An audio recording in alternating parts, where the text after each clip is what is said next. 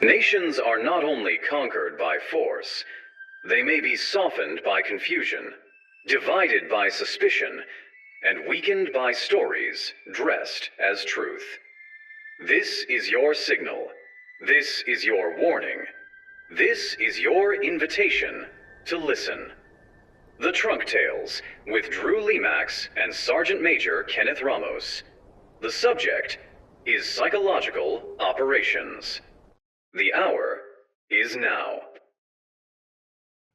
All right. Welcome back, everyone. Welcome back to the Trunk Tales. I'm looking at the wrong screen. I'm joined once again. I think now this officially makes you the most recurring guest on any of my shows. That's what I'm talking about. As long as I'm beating fucking Sibley out, we're good to go, bro. Sibley's only been on Trunk Tales. He's never been on my other. You haven't been on my other show either. No. Grimsy has been on both. Oh my gosh, what's his name? Baker Levitt has been on both, and Nick Irving has been on both. And what's his name? Oh my gosh, I can see his face and now I can't think of his name. Lectern guy has been on both. Oh yeah, Lectern guy, yeah. He was on He's Wrong, She's Right before the 2024 election, talking about what could happen, what might happen, and then he was on the Trunk Tales after, talking about what did happen afterwards. So anyways, Ken, the IO guy, we're here to talk Psyop. Psyop, not PSYOPS. Psyop. Yes, that's right. That's the most commonly mispronounced doctrinal term, I think, in the joint, whatever you want to call it. It's just, for us, I don't know. We've always been in, it sounds kind of like cringy. It's almost like the term, it's a psyop. Now, mind you guys, this is a continuance of episode 1, the Psyop Tales. And I'm just, God, man, it's just frustrating to see how we have the term psyop being just I don't know, dude. It's missed. It's got to the point to where now I don't know. It doesn't have the bite anymore like it does, because now everybody fucking uses it. Everyone has this is a psyop. That's a psyop. So I also think that one of the reasons that people get psyop versus psyops incorrect is because it makes more sense as psyops. Like when you say the full spelled out version, you say psychological operations. You don't say psychological operation, because that sounds like you're talking about one mission, one thing. Yeah. Just like special operations or special forces or army aviation. You don't say aviops or something. Yeah, exactly. So it's just, and also, but to be honest with you, our NATO partners use PSYOPS. Like working with the Brits and working with the Germans and working with our other partner allies that use information operations. They put their PSYOPS title to that. So I don't know. It's just a weird nuance thing that, I mean, it's kind of like someone walking around who's like a pilot, and someone's walking around saying something, the wrong thing the whole time. And people are like, oh my God, don't say that. Some pilots, I'll say something, because I was a former aviation guy. So I'll say something that's out of date or something like that. And the next thing you know, a pilot will go, hey, Ken, we don't say that shit anymore. I'm like, oh, thanks. Okay, cool. I'll make sure we cut that. For those that are listening to the space, we had a child enter the scene. Yeah, we had a child enter the scene. So, there we go. Good to go. All right. Yeah. So my little guy walked in and was like, hey, what's going on? Hey, what? Psyop? And he walks right in. So back in the same vein, talking about using the correct terminology and things like that, one of the biggest problems with somebody like me, so I just did 4 and got out, right? So when I'm having a conversation with somebody where I don't know what their experience, or I don't know what their history or whatever is, I try and find the balance between using the lingo versus using the correct terminology.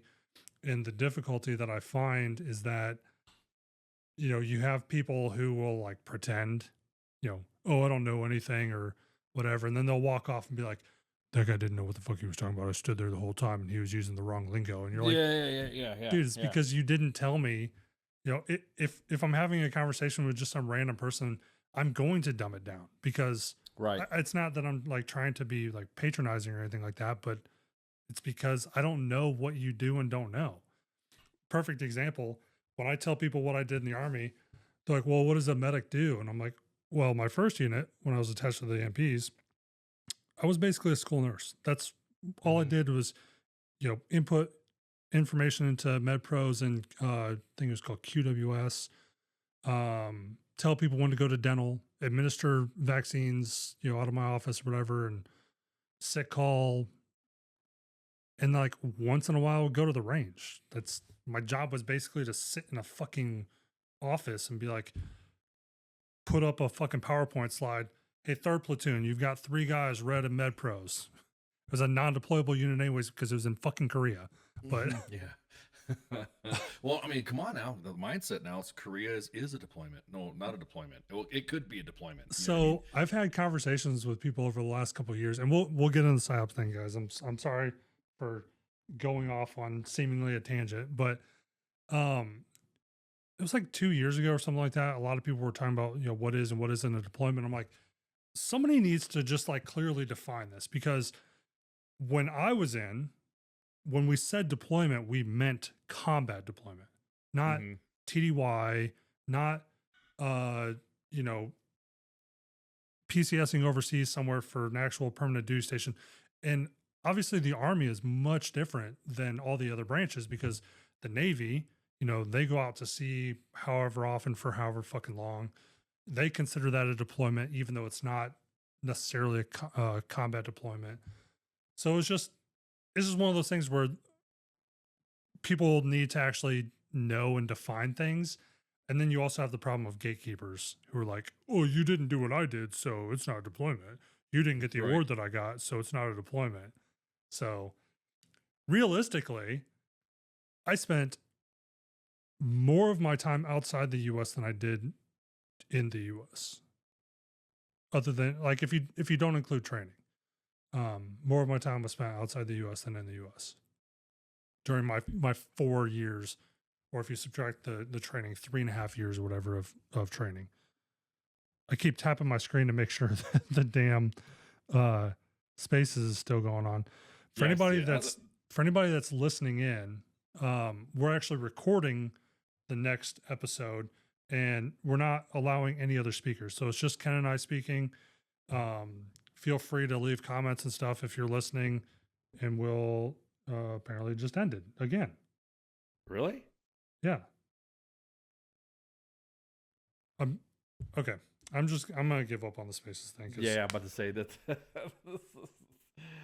Yeah, never disregard.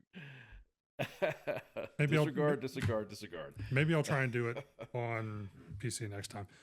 Anyways, so yeah, getting back to the conversation, PSYOP conversation. Where did we leave off? Do you remember? We were talking about PSYOP without the S. That was what we were talking about. I meant last episode, but yeah, PSYOP without the last S. episode we were talking where we left off. I'm sorry, PSYOP without the S. We left off individuals misnaming or how do I say this? Misusing the terms of PSYOP and not understanding how PSYOP, it's not just a slap of products that go up because we think it's cool or we're trying to be edgy. It's one of those things to where we're, there isn't a process. We brought up the 777. We brought up the 7-step PSYOP process, 7-step UW process, MDMP, blah, blah, blah, blah, blah.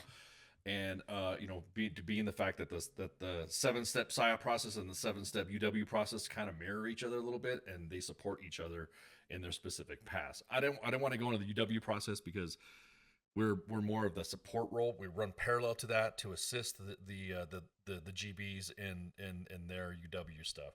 So we left off at target audience analysis and what the meanings of the terms black PSYOP, white PSYOP, and all this other stuff. So that was the how do we get to what we do? Like, people think, how do you know you're supposed to get these and I'm going to say TA or target audience. I'll use that interchangeably.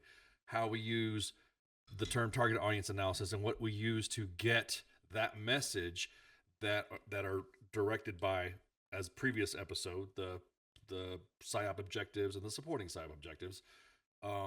how do we get it to the audience? How do we get it? How do we know what we do? Well, we talked about the 7-step process of Psyop. The big important one that we always kind of get hung up on is the target audience analysis. I'm not going to beat up my homies, but we run into a problem sometimes where we overanalyze stuff. Analysis paralysis. We're never, because the way we are, the way we do our processes on our own, the way we're trained, we just don't ever get, like, we don't feel like we're sad. It's almost like an artist they're the worst critic. They're their own worst critic when it comes to anything. And so when you see something that you don't like, or you see something that you maybe could have refined, what happens? We end up going back to doing phase 2. Phase 2 is, again, just a rehash: planning, target audience analysis, series development, product development, approval, dissemination, and evaluation. So we're talking about phase 2 of the target audience analysis. And that's the one that gets it's basically your initial research. That's your, okay, what do we need to do? What are we grabbing here? What's the top process? You know what I mean? And it's really just hardcore research. It's not there's nothing magical about it. There's nothing, we work with other intelligence agencies to get some of the information that we would need to have the target audience be accessible and susceptible to the message that we want to use. And so a lot. Go ahead. I was just gonna say. So I have a question, and it might be something that you answer later on down the line. But so in my mind, I think about. And I made a comment, and I think this was on my old account that got suspended. We always make fun of how kids, even when we were kids and the kids that came before us, always making up slang and various lingo and things like that. And everyone's like, I think we need to stop it. The kids are making up all these dumb things. I'm like, I honestly kind of think, as far as like trying to continually keep foreigners guessing, it's actually good, because we pick up on the lingo. We may not like it, but we can understand the concept really quickly because we speak the language. And the nuance. Yeah. And the nuance Yeah. of it. And then, but say like China's listening in or something like that, and these kids are like, yeah, cap and for real. And what, they're going to be like, no fade, whatever. Yeah. Or I had, no shit. I've had people in my DMs ask me, what does he knows ball mean? He knows ball. And I'm thinking like, what fucking reference you're talking about? I'm like, oh, he knows ball. Like he knows the game. Yep. Like he knows that's a basketball term. Someone knows how to play basketball. Someone knows really good. He's got good scoring average, good rebounds, top percent draft, #1 MVP, blah, blah, blah, blah, blah, blah, blah. He knows ball. That's the term. Like he knows the game. And when we get, I mean, you're 100%, it's almost, I would equate the younger generation to like and people are going to fucking fry me for this or get mad. The way our own language, dialects, and nuances go, it would be like a Navajo code talker. That's exactly what I was thinking in my head, and I didn't want to be the first one to say it. You don't want you to be the first one to offend people. Thanks. Yeah. Well, let's just see if it offends all the natives, kid. Well, I'm half, I'm bleached out Indian or whatever you want to call me. Yep. Yeah, it is one. I would say that the gen, what gen are we at? Alpha now? We're gen Alpha. We can go off on a tangent about that from we last could go week's on the conversation. gens. The different gens. I know. Kids nowadays think that Gen X are boomers now, and it's like, no, boomers are still alive. Until boomers are gone, they're still boomers. Or as we Gen X guys like to say, me mom pop on Facebook. You know what I mean? But a lot of it is it's like a different nuance and code and dialect. Well, that has to apply for Psyop as well. Like we have to know what exactly what's the most effective way of getting to that message, and we have to be real careful. So if you come off, it would be like, for instance, if a message were to hit our local audiences here, it can't be like how the British would speak. It cannot be like how a very articulate English, because then people would understand. Everybody knows that we have a broadcast style when you talk online, on the radio, anything, you would see a specific style. even the weather report, this just in, weather's going to this, we have, low, high end pressure, blah, blah, blah, blah, blah. This is, and then at the end, oh, this is Ken Ramos from AccuWeather forecast. And then there's always that end. We know that it always, I don't know, we can always tell. We can tell. It's almost like understanding, like you said, the youngins talking about no cap and so that leads me to a question that I mean, it's in line with what we're talking about, but I don't want to keep segueing off of the main topic. But so if you take as like a full global picture, right? Mm-hmm. American culture, we have the things that we do here at home, the things that we talk about here at home, the things that we know and say and everything like that. Right. And then we always have foreigners breaking in various capacities, right? Like you have call centers in India where English is second language and they don't really understand like the culture and things like that. You get Nigerian princes trying to scam people on Craigslist. You've got all these different things. People still use Craigslist. That's what blows me away. Yeah. So in your opinion, and this can just be, broad opinion, you don't really have to like think about it or dwell on it. Do you think that our experiences with all of these cultures outside of the US, where we know that they're not American, do you think that that's actually kind of softened us up? And to kind of add to what I'm saying here real quick, imagine if China, right, needed call centers in America where their companies are sourcing Americans to answer technical calls and things like that. To the best of my knowledge, that doesn't happen, but they're not interacting with people outside of their culture as frequently as we are. So if I can bring it back and highlight real quick what I'm saying is, do you think the fact that you can have a real AT&T rep from India that's not scamming you, calling you, do you think that softens people up for answering the call when it is a scammer? Yes. And right off the bat, it sets, again, that goes, as a matter of fact, that goes part of the target audience analysis model. That actually goes to that. That model has, and mind you, now these are the terms that I'm speaking from when I was in at the time, so stuff might have been refined and everything else, but that's another step, a multi-phase step of identifying and refining what your target audiences are already. So you have to determine their accessibility to that. Like you just said, a call center is a perfect example, because even though I get cable from name your Comcast brand, because they're all different now. You have Comcast, you have Clear, whatever comms cable company you have. You notice that when they always now are based off the app, they're always basing themselves off that, almost like they don't want to talk to you. Yep. And then when you finally do get somebody on the air, like you said, you do end up getting a foreign accent sounding individual at customer service, but they know intimate details about your house. Do you still live at this address? Do you still live at that address? Are you still at this address? Is this just a number? And this is they're doing some good verification. Okay, a service tech will be out to blah, blah, blah, blah, blah, blah. You should be receiving a message right now. And then you'll get a message saying, yes, a service tech will come out to this, and it's from a legitimate number. Spoofers do the same thing with, right now there's a big one with Wells Fargo and Bank of America. And they are saying right now your account's being held under investigation by the feds. They're targeting older generation, elderly people. Somebody just said that they got a call from FDIC. Yes. See, right now the scam is FDIC, FBI, and then whatever state bureau of investigation they'll do it. So they're refining their target audience. They are actually determining. They'll say, because there's not too many states that have like a state bureau of investigation. So, but if they know the target audience of like Georgia, or what most of the southern states have state bureaus of investigations too. Most of them usually use their like, for instance, Texas Rangers have Texas Rangers, so they have their own different types of law enforcement. So you would say, hey, I'm working on behalf of, and they always do that, working on behalf of, or saying this is in partner with, to establish that credibility. That's the credibility portion of it that doing that type of messaging gets to that end. Now, again, we're talking to the end user side. We're not talking about the actual analysis part of it.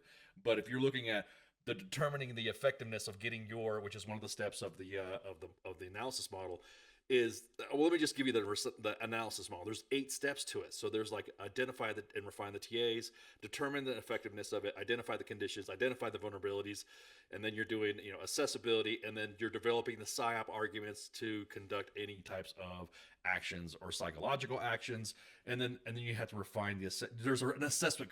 So again, target audience analysis in itself in that one phase. It's not just, oh, that's a good idea, let's fucking do a video, and then bam, it gets sent out. There's actually, who is the video that we're getting at? Who are we trying to get with this video? Who are we trying to get with this, I would say, the scam?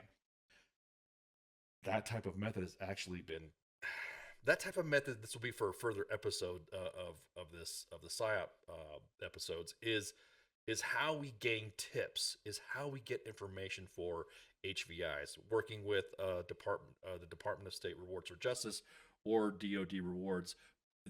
That's how you would kind of work it. You're establishing some sort of credibility. So when someone says, I'm with the FDIC in partnership with the Federal Bureau of Investigation and the Nevada State, collections agencies, so immediately like, oh shit, they're establishing their credibility. They're saying, oh man, the accessibility is, they got your number. They got your number. Your susceptibility to their message to do the crime to commit the crime that they want you to take part in, whether you realize it or not, is the accessibility. That's why they're going mostly over 50. So anybody over 50 or 60 or 70 that they just shot in the dark, let's see if this guy's got some money. I'm doing a vague voice, but let's just say, let's see if this guy's got some money. And then, hey, like you said, they do that spiel, and then they're like, you need to go to Wells Fargo. But the latest one's Wells Fargo. You need to go to Wells Fargo, and you need to go and take out your cash and give it to this agent because it might be dirty money. There's people that believe it. My grandpa. I gotta go take out my money. Yeah, and then you gotta meet somebody with a law enforcement individual, and then they will portray themselves. They will put a polo shirt on with a Sam Brown belt and a pretend badge or whatever, and they're like, here, you're here to collect this, and they'll do that, and they'll walk away. Meanwhile, the bank to the bank, you're just conducting a transaction and walking over and giving your money to some guy. Yep. And then the bank says you shouldn't be taking your money out anyways, but of course, I'm giving you guys a PSA at any time you feel like, hey, something's not up, or anytime, always verify. Even my ass, I'm savvy into some of this stuff. I will always say, make sure you verify with your bank to say, are you guys asking for this? Is there an investigation? Is there whatever? Are you guys really doing this? And then they will say, oh yeah, no, or they'll confirm, or they'll say, hey, look, maybe you need to do an app, maybe you do a confirmation with your phone number. But again, if they have your phone number, that's one way to access you, have access to you. The thing that has not made any sense to me at all about the FDIC thing, the FDIC is the body that's in charge of ensuring the money that you deposit Correct. in the bank. They have no policing authority that I know of. They're nothing but a claims agency, like you said. It's the world's oldest. I would say the country's oldest USA scam. I don't know. Can we say anything about USA? Because I know USA has been under heavy scrutiny right now. So it almost like you get insurance, you pay into it, and then when your money gets lost or something like that. And I really, when you think about it, how many stories have you heard of FDIC doing actual payouts? Think about it. Never. And also some of the commercials that are out there, they always say, if you have this bank, welcome to First Bank, or I'm just giving general names, welcome to Navy Federal Credit Union. And then at the end, they'll have this, make sure you do this, you get a car, you get this, you have low rates, and blah, blah, blah. Insured FDIC. And that's all they see at the end of the commercial. Well, and they also usually have like the plaque at the bank. Yes. It'll be like a little gold brass plaque. This is FDIC with the little globe in the middle, saying that, your shit's secured. But up to $250,000. Yeah, that you're insured up to $250,000. And of course, nothing against old people, nothing against, I don't want my shit taken. I don't want my money gone. I don't, as people get, I'm going to tell you what, as people get older, you're going to find out who really wants your shit when you die. So they're going to be like, well, I've got a family argument. What's going on? I got this going on. Or I'm going to have a lien put on my house. I got my property I need to have. I can't pay my taxes. I can't do this. So they throw that legitimacy portion of it in there. And you're just like, dude, you're getting scammed. And that's like saying Walmart. It's like saying, to name your agency, to say FDIC, it's like saying State Farm is going to come and arrest you. Yeah. for not giving you any money. And they're like, what are you talking about? State Farm is, like a good neighbor. State Farm is there. Yeah, I would love to see. Or what's their State Farm's current characters? That guy that just interacts with famous people, but he's not famous himself. Like Jake having from State Farm. Huh? You're talking about the guy who does Jake from State Farm, who hangs out and. Well, I guess they did keep the name, didn't they? It's still Jake, but it's like It changes. First it was a white guy, then a black guy, and and he interacts with like others, like you said, like celebrities. Steph During the Curry Super Bowl. Yeah, so during the Super Bowl, it was Patrick Mahomes. He was part of the the Jake from State Farm type of stuff. It's really fascinating to get in the mind, and sometimes there will be people that will look you in the face and tell you you're full of shit because the bank told me this. The bank told me that. The bank, and I need to get this out. The bank told me that I need to have this paid and I need to have this done. And you're like, what are you talking about? That FDIC is just an insurance company to the banks. Yep. And they're letting you know so that way you don't sue them for millions. That's why the banks put that disclaimer at the end. Insured FDIC. Remember, FDIC. You're not going to get paid. If you have $1 million in a bank, you're only going to get hit. You're only going to get hit for $250,000. That's it. That's the only hit the bank's going to get. $250,000 goes to you if you have $1 million in the bank. Tough shit. Hey, but we said it on the commercial. Remember, FDIC. Yep. The FDIC. Yep.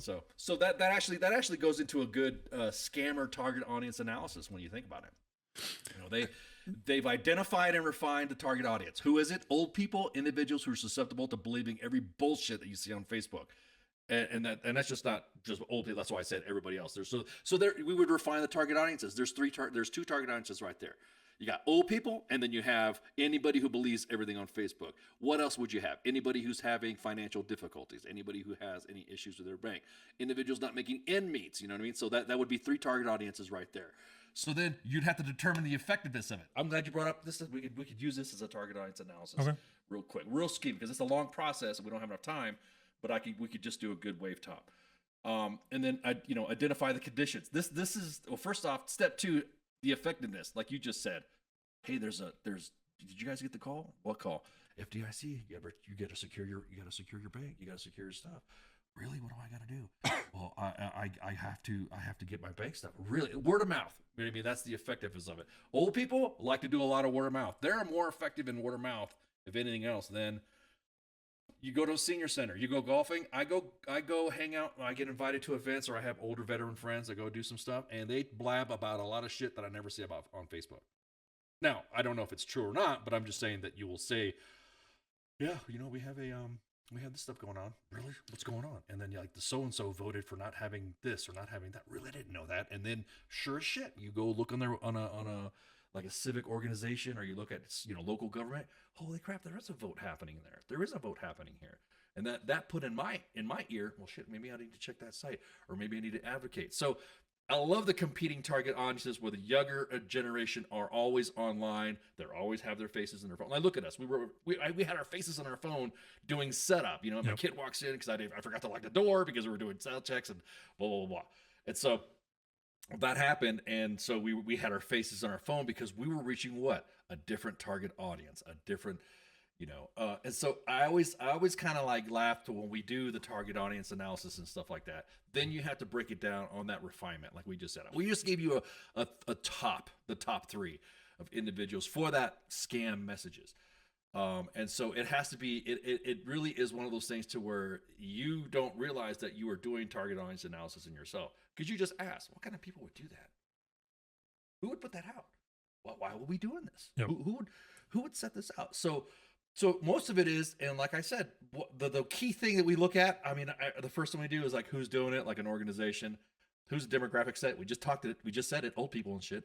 And then who are the leaders and the key communicators that are doing it? So if you have like somebody who's all it takes is a cameo, I think you and I ourselves can sit down, knock out a cameo of a scam, just do a scam. Hey, you better make sure FDIC have a cameo sent out, and then we can upload that stuff and then re-AI it to that actor or somebody who's a key communicator, who would be somebody to pass that message out to say, this is why you need to give me my money when I call you, because this is what's happening. Tom Selleck, what is he known for now? He used to be known for Magnum PI. in all. I mean, I remember growing up when I was a kid. I mean, shit. Tom Selleck was Tom Selleck, Magnum PI. Tom Selleck was Tom Selleck. Well, I mean, just yeah. I mean, you just. I mean, okay. There was three things that I know about Tom Selleck now. A, he was Magnum PI. B, Quigley Down Under. If you did not want to get a Sharps rifle back in the day, if you didn't watch Quigley, that right there resonated, right? Everyone wanted to be like Quigley now. And have some crazy ass chick call him Roy. Everybody's like, yeah, I want to be like Tom Selleck. I want to be like, there was the guys that were wearing the UDT shirts and the Hawaiian shirts and wanted to get a Ferrari. That resonated as well with that audience. And now we have, he was Quigley. I actually thought that was probably one of the best outside Magnum PI roles he's ever done. He's done other ones, like there's the AI movie called Runaway, where him and Gene Simmons fucking fight it. Gene Simmons from Kiss. They duke it out. They're the protagonist and antagonist of the episode. Well, now what do you know him at? When I go visit my house, when I go home, back in the day, what do I see him? He's selling reverse mortgages when I'm not seeing him on True Bloods or Blue Bloods, whatever the. I don't know what he's in these days. Yeah, he's in a detective show. I want to get it right. I don't want to get it wrong, but I should have asked my pop culture warrior guy for the accurate name for the period. But now you see him as what? Now he's resonating with the older audience to do what? Reverse mortgages. Now he's doing a commercial. Hi, if you want to get some reverse mortgages and blah, blah, blah, blah. And you're like, damn, dude, what? It's almost like the evolution of an actor.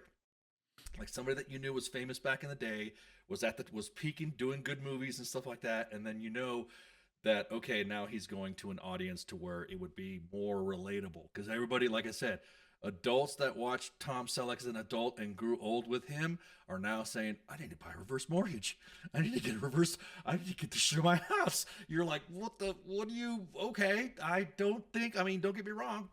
Most celebrity endorsements are in good faith, so I don't think he's going to do something to rip anybody off. I wouldn't say that they're in good faith. I think that for one, they're not experts, right? Like maybe once in a while you might get somebody who like that is their side hustle is but I use Tom Selleck because he is fairly a good guy. He's you know what I mean? So my example would be like Tom Selleck, right? You only know him as an actor. A lot of other actors that do, like, what's her name that does Capital One commercials, like she's huh? There's a bunch of them. There's the every time I hear the chick. Well, I mean, my experience has been What's in Your Wallet with Michael Jackson, with Samuel Jackson. Sorry, I saw that Michael thing. That was yeah. But so you have the guy that like lives at the bank, then you have Sam Jackson, and then there's the chick. I can't remember her name. She's an actress that nobody really likes. Maybe that's why we can't remember. Maybe that's why I did. Yeah, that's why it's not sticking with me. I'm like. But like none of those people are bankers or an insurance or investment experts or anything like that. Like they have a guy, right? Brother, you can't do that, man, because there's people that you would never think would fly and you know that they're pilots. Yeah. Bill Burr, the comedian, is a pilot. Michael Dorn, the guy who played Worf, he's a fighter. He flies old vintage fighter jets. You know what I mean? But so you can't really. But the dude from The Hangover, was it Ken Jeong? Is that what his name is? Oh yeah. He's actually a doctor. He's like a family medicine doctor. Yeah, he's a real doctor. Yeah. Yes. So if you saw him in a commercial, you'd be like, oh, that's the funny guy, and he's like talking about medical stuff, and you're like, oh, most people don't know he's actually a doctor.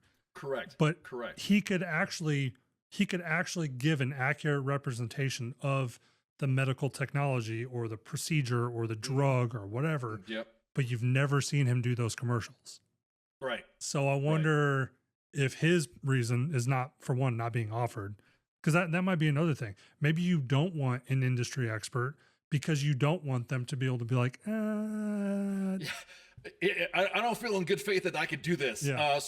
Almost facts related type stuff. Yep. You know what I mean? I'm not going to go down that rabbit hole. But, it's pretty.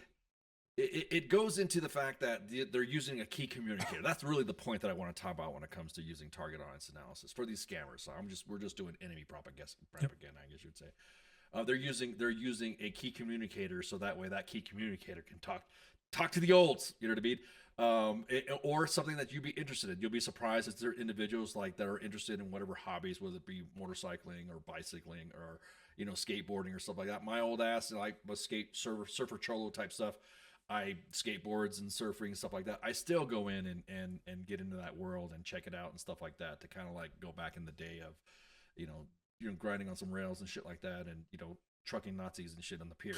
But the truck is the mechanism that is in the bottom of the skateboard that holds the two wheels. So when you hit somebody with the skateboard, I'm not saying that this has been done in practice, but I'm just talking in theory, of course, that you're hitting them with a truck. So when you truck someone, that's the term where you're using. Anyways, I don't want to get you. I wonder if that term actually evolved like in parallel, because you use that also as a term in football when you truck somebody. Right. So exactly. Big rig truck or something like that. I wonder which one came first. Well, I will say this. There are some terms that I have heard in the military that I see comedians and actors and everybody speak, and when they say it, oh, that's very innovative. I'm like, I heard that shit in fucking Africa, almost 20 years ago. I made a joke. That's not new. I was talking to, I think it was, I know he's posted his own first name, so I'll say Andy.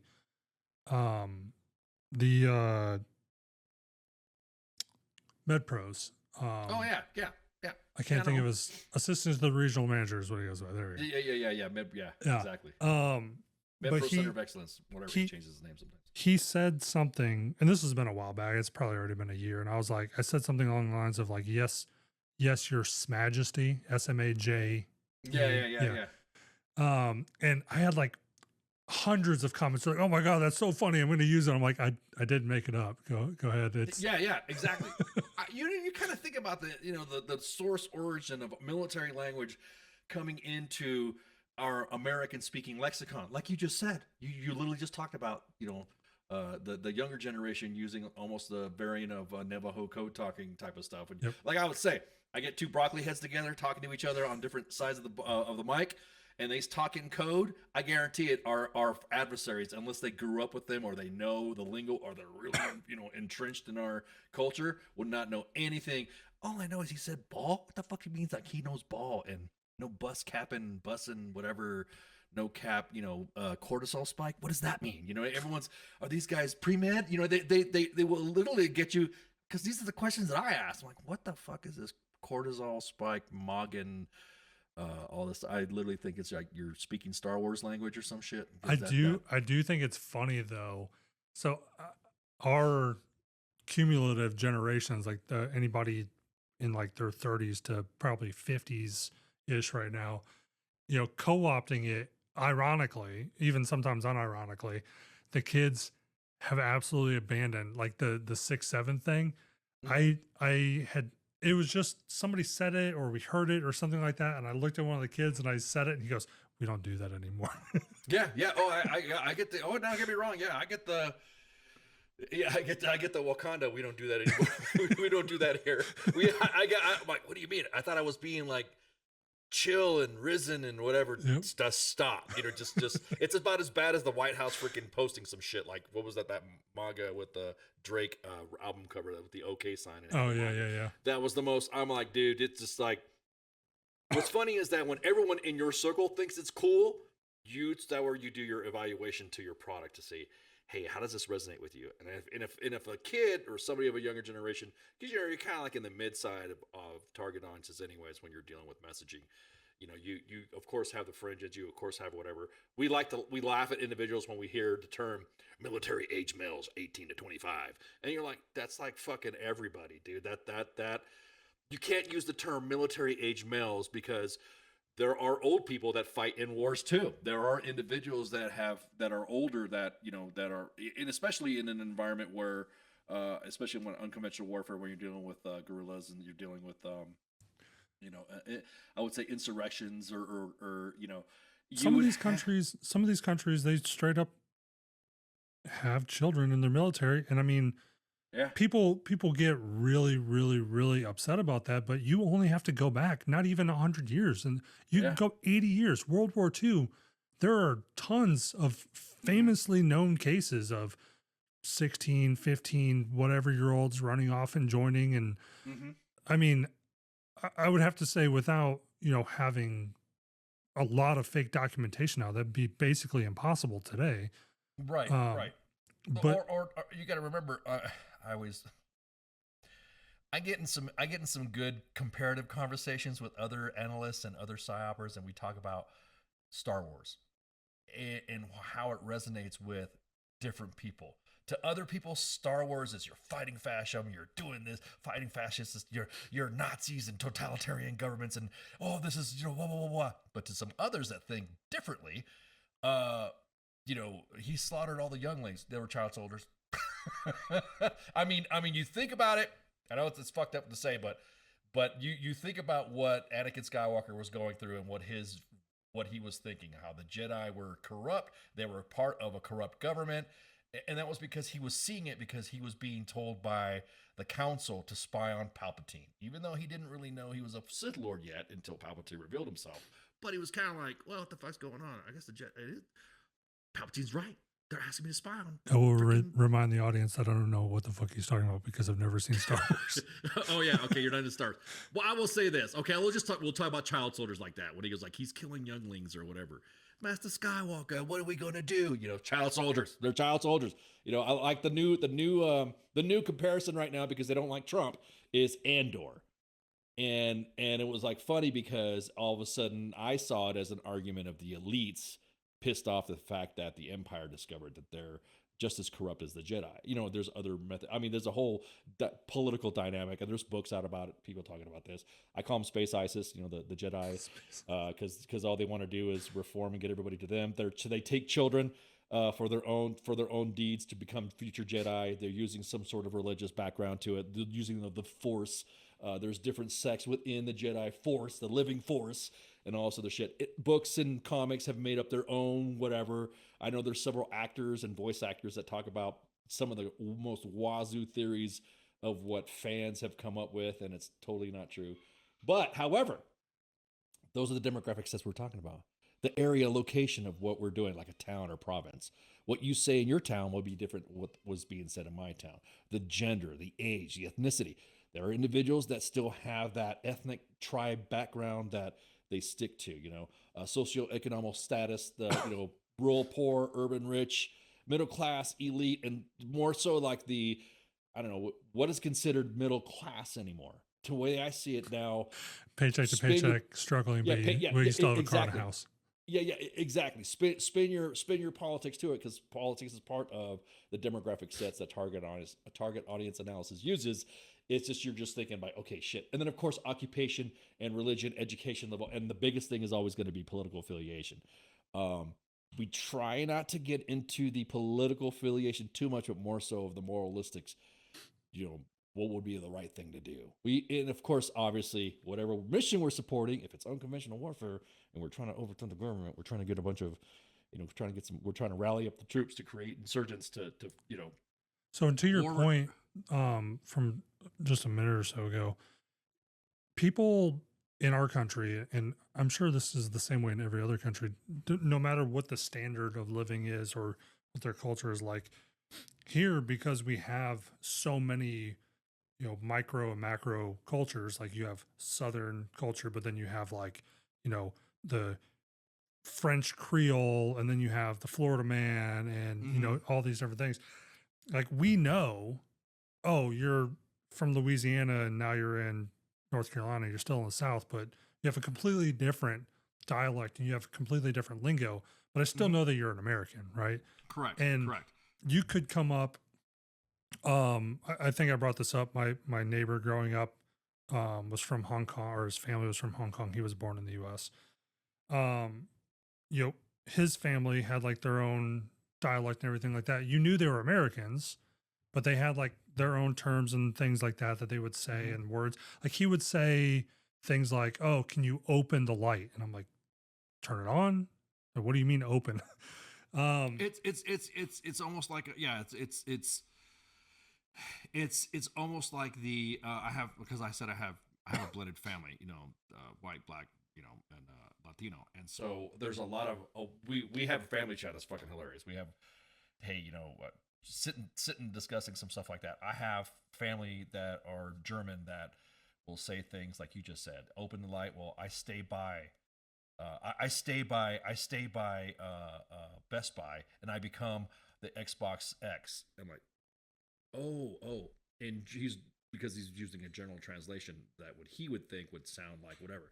So because family, you understand that, we know what he means. We know what he's saying. A family member would say something like that. Will be the same way. I would say just get like some of your internal, to go back to the code talkers, go back to some family internal discussions, and have them, do a lot of messaging and stuff like that you were listening. If of course you were using like like if we ever got red dawned. Yep. That would be the time to not correct anybody. If that makes any sense. Yeah. Don't correct any urban talk. Don't correct any country talk. Don't correct any family interfamilial translation talk. Just don't correct it, because then the bad guys or anybody who's invading us would be like, what the hell is this? So the thing is that we have so many people here working here, even if they're not Americans, that it's nearly impossible to know whether or not the person on the other end of the phone is here or not. Correct. Because they could just be that bad at English, and they could really be calling you from USAA in Texas. And that's another thing too. That goes to another thing. I think some of the laws of the individuals that we're not authorized to say you can't hire here, you can't articulate English or whatever. I know back in the day, seeing some job postings, it had to have been, you must be able to articulate good English or good grammar and pronunciation and also write and stuff like that. Well, now you can't say that with somebody getting mad. It's like, oh, you're being racist, or you're throwing this MAGA anti-DEI thing. No, it's just, I want you to articulate what I'm saying while you're working for me. So if I'm providing you goods and services, the customer knows what they're getting and it's being properly articulated. I want you to be able to read the script. Every sales company has a script. You know what I mean? Hi, this is Truck Tales. We're here to give you this new product here, and you want to try this out. You can't sit there and say, hi, Truck Tales become new product. You can't say that. You know what I mean? You can't. I don't know. Take that back. There's some Americans that maybe speaking to them like that might be good, but I'm just, of course, using regional jokes and stuff like that. So, everyone likes to say, that's why I never talk shit about Appalachia. They have their own world as well. Yeah. And they have their own method of speaking. That's why I always laugh when I hear about, we're going to invade. When we see Chinese or Russian propaganda, I laugh when they go, yeah, we're going to invade the Eastern Seaboard and we're going to move west and blah, blah, blah, blah. I'm like, bitch, let me know when you get halfway through Appalachia, because you're not going to get past it. You'll hear banjos howling, freaking, yeehaws, and you might be put on a spit while everyone's next to their moonshine still to get their, to laugh at you. You'll be made an example of. Yep. That's why I always laugh about that stuff. But you're 100% correct, and that's a good example right there too. It's like the way the dialect of vernacular that I learned English out west growing up, and then of course being in the military and hearing other types of linguistic, discussions and all that, me being able to speak other languages as well. I sometimes, even when I tweet, I will tweet something. I never delete tweets, but sometimes I'll tweet something and I'll go bam, and I'm like, holy! I reread it, because there's like at the heat of the moment, man, fuck this guy. This clown's trying to tell me some shit. I'm gonna bust his ass out, and then bam, you're like, hell yeah, I fucking showed him, and then you read it. You need to understand things might work. You are not what I'm like. What the fuck did I just typed? See, but there's definitely a difference between somebody who's doing something like that quickly and making a mistake once in a while, and people like that guy that I was back and forth with earlier this week, where nothing he typed ever made any sense. Yeah. You would read it and you'd be like, dude, you really need to go get help. Like, if this is actually like, are you just like taking like an idea? He would have like 3 words per line, no punctuation, just 1 or 3 words, and then the next line 1 or 3 words, and then next line word, and I'm like, right. So in the past, like the typewriter generation with the double space and all these other, like, Oxford commas and shit. When somebody's using AI or using their phone with autocorrect when it uses an M dash, right? Because nobody knows the alt code on a fucking keyboard to type, an M dash. They would actually have to either Google search it and then highlight it and copy it, or I'm sure like what's the assistant for an attorney called? They have a term for it. Oh, you're talking about the paralegal? Yeah. Yeah. So like I'm sure they know the alt code because or have Yeah. like a keyboard shortcut, but a normie is not going to use an M dash. So Yeah, when I yep. see account based in Kenya using an yeah. M dash, I'm like, you just straight up used AI to translate your shit. And that's another thing too is that believe it or not, autocorrect is a form of AI. Yeah. You know what I mean? It is a form of AI. And sometimes I've typed some stuff out because like for instance, I speak to relatives in different languages and stuff like that, and sometimes it still sticks in my head. Yep. Sometimes, I mean, I will go, God damn, what was I trying to say here? And then I'll delete the post or edit it if obviously if it's too late due to X's hour. You have an hour to change something. But yeah, that's the whole thing that I always trip out on when people and now you go. The effect is I mean, this goes again. This is flowing perfectly with target audience analysis. Is that what the effectiveness of the message that you're trying to put out? So can how many times can the behavior occurs can be accounted? How many? Okay, this guy's responded. This guy's giving me his money. This is the amount of stuff that we're doing that we can see. Okay, this is what the target audience is. Or the people we're trying to scam. All right, they're answering this. They will use AI models as well to do the same thing.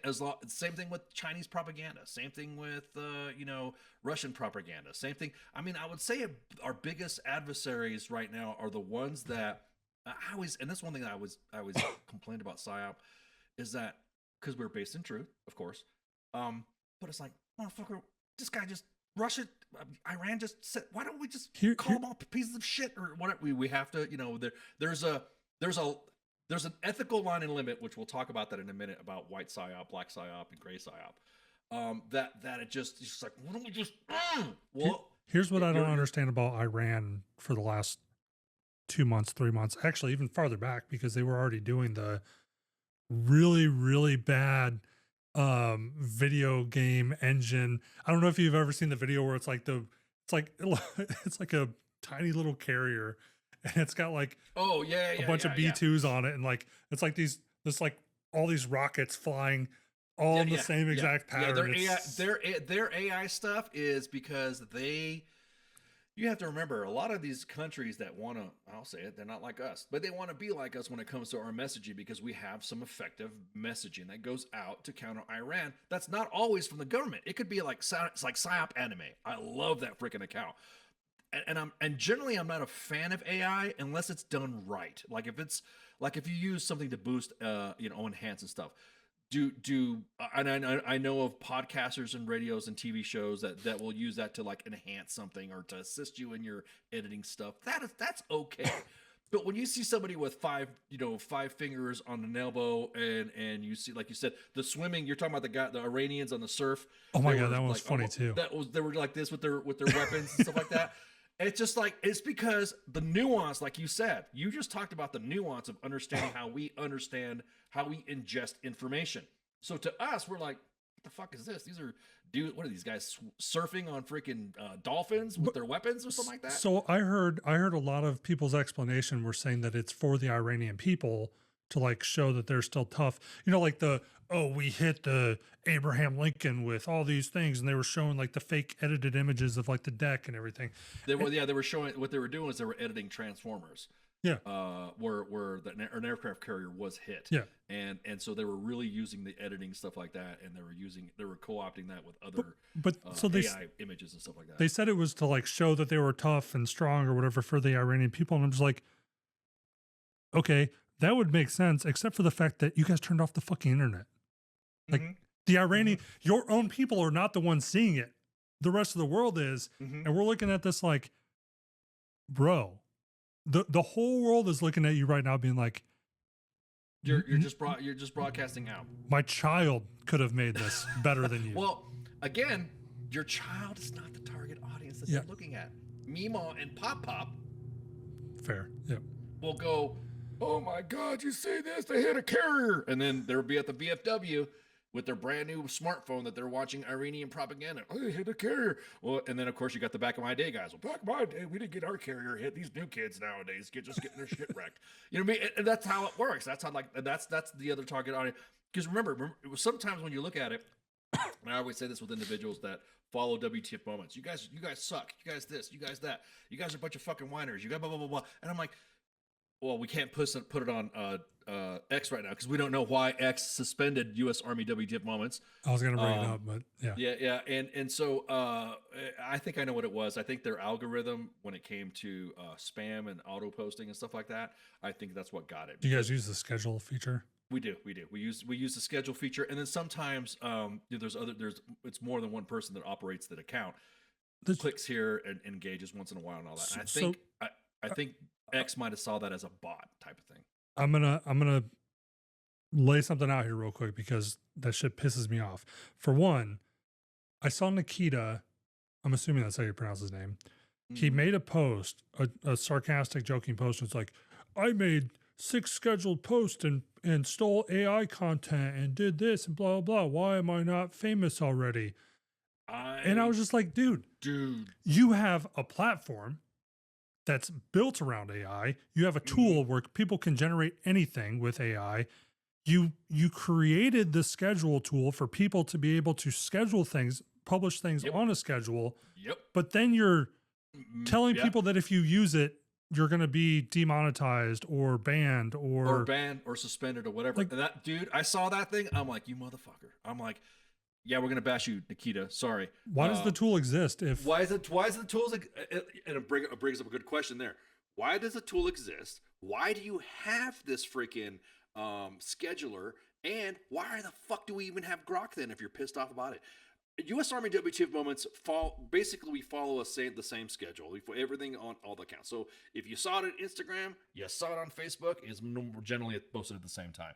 The whole intent of us also tweeting on X is that you don't have to be married to one product. There's some people don't like Meta. There's some people that don't like Facebook. They're only on Insta or what have you. So you're going to go, I don't like Facebook, so I'm going to use X. Is WTF moments there? Yes, we are.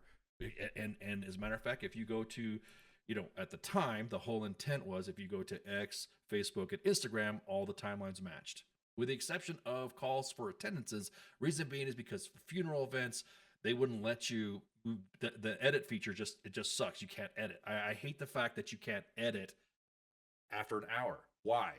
At Facebook, if we post a BOLO, or what we call a green alert's for anybody who is considered missing, dust one, missing person stuff. We call that a green alert because, kind of like there's amber alerts, there's silver alerts, and green alert is veterans and military. Doesn't matter what service you are. It's a green alert. So there's updates to that. Well, we tried it one time with the green alert on Twitter, and we had to delete it. And we don't normally delete stuff. Was because when we posted an update, individuals were still spreading the original post that we had, and we retweeted the update, and it just got so confusing. So we're like, you know what? Let's just leave call for attendances out. We'll just leave the normal videos and standard static posts, and we'll just schedule it at the same time as all the other platforms. So basically, you didn't like Facebook, fine, you can go to Twitter and it's there. You don't like Facebook, but you like Insta, and you don't like Twitter, fine, it's right there. It all matched. All the timelines pretty much matched using the scheduler. Back in the olden days, back in the Jack Dorsey days, you could schedule shit out for, dude. I don't remember, it was like several years or something like that. You could schedule shit out. Yep. And I used to, I had like living will shit posted. So like, I know I'm not going to live, 180 years old, but if the app still exists, there's ability for me to schedule it. So I was dropping T. Hey, this motherfucker did this. This motherfucker did that. Did you know that so-and-so? Well, you can't get after me because I'm dead, right? Yep. Because it would have been tweeted 150 years ago. So I'd have been like, I did that as a test to see if it actually worked. I'm like, holy shit, you could schedule all this time out. This is badass. So when they said the scheduler is going to stay the same, I'm like, bet, hell yeah, let's do that. So the schedule, I think, it only goes 2 years out. So it's just like this. Like you said, you gave us a tool to schedule posts out, which is fine because most marketing campaigns, they have time-phased releases. And then you had Grok, which is AI, and then you have the grok in the chat AI, and then you have make with AI image on a post. Every time you post something, that's AI. So don't come at me with this fucking, I did these scheduled posts and I had this. Hey, everything from U.S. Army WTF moments is organic. We are 1 or 2 Kevin Bacons away from the source. And that's it. Unless it's like an older video, we'll probably repost or something like that.